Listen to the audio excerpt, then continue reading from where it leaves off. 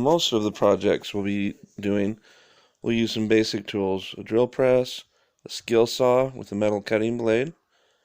We've got a 120 amp stick welder, as you can see. It's just very basic, high-low settings. Cannot switch the AC or DC. You got your stinger, your ground.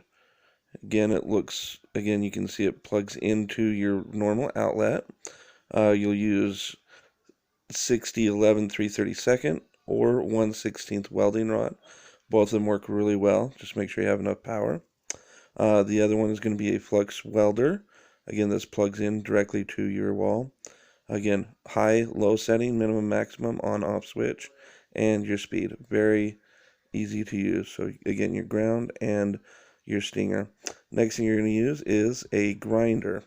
You're going to use a lot of sticks with that. Now we have your safety gear, your safety glasses, or a mask with an apron, your different types of gloves. Those are your welding gloves.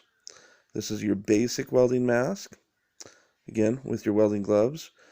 I highly recommend the next one. This is a auto darkening. It is solar operated. It has various settings. It allows you to set the tone, the darkness, sensitivity. You can see adjust there. Also adjusts your tightness on how well it sits on your head. You can get replacement shields for these. Again, you can see where it adjusts, and tone and sensitivity. Also delay. Now, when you're running power for your welders, you're going to use the thicker cord. You do not want to use the green cord. Now, for today's project, we're going to be using some round tube, 1.25 inch, 1/16. We're going to be cutting that into 45-degree angle cuts. To do that, we're going to use your skill saw. We're just going to set that, again, at the 45-degree bevel, and then we'll make those cuts on the very end of each pipe.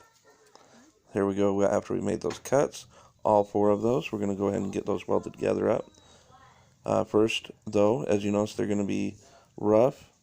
We need to smooth those up so they can weld. We're going to use a grinder to do that. With the grinding disc, we're going to put some bevels on those and clean them up so they weld. Here's after we've cleaned those edges up. You can see how they are beveled on each end. That's going to allow us to weld them a lot better than trying to weld them where they are just 90 degrees. They will not weld very well. Here you can see how it should look after we weld them together. If you're a beginner welder, your welds might not look great, but at least they'll hold.